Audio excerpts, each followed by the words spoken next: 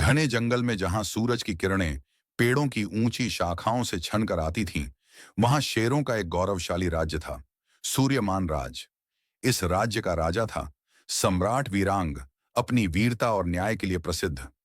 इसी महल समान गुफा में जन्म हुआ एक बेहद खास शावक का आरुष, एक ऐसा शेर का बच्चा जिसकी आंखों में जन्म से ही सुनहरी चमक थी। आरुष दूसरे शावकों की तरह शोर नहीं मचाता था।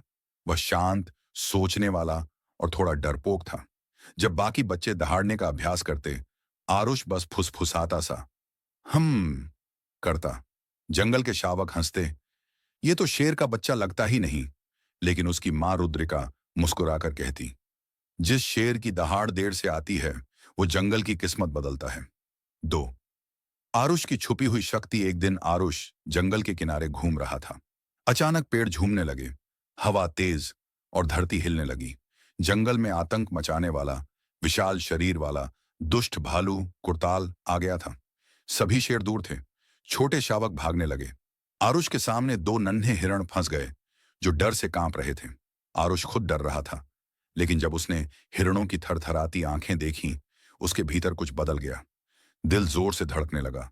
उसे याद आई मां की बात, जब किसी को तुम्हारी जरूरत हो, तब डर की नहीं, हिम्मत की जरूरत होती है।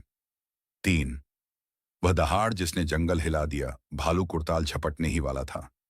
आरुष ने अपने छोटे पैरों को जमीन पर जमाया, आंखें बंद की, गहरी सांस ली और पहली बार पूरी शक्ति से दहाड़ा। जंगल कांप उठा, पेड़ों की पत्तियां झड़ गईं, कुर्ताल घिर घिर कर पीछे हट गया। उस दहाड़ में एक बच्चे की नहीं, एक भविष्य के राजा की आवाज थी। 4। सम्राट वीरांग का गर्व। शेरों की सेना आवाज सुनकर भागी भागी आई। वीरांग ने गर्व से आरुष के सिर को छुआ और कहा, आज तुमने साबित कर दिया कि शेर की ताकत दिखावे में नहीं, दिल में होती है। जिस दिल में दया और साहस दोनों हों, वही सच्चा राजा बनता है। जंगल के सभी जानवरों ने आरुष को सम्मान से देखा। 5। भविष्य का राजा। समय बीता। आरुष बड़ा होकर एक बुद्धिमान, दयालु और वीर राजा बना।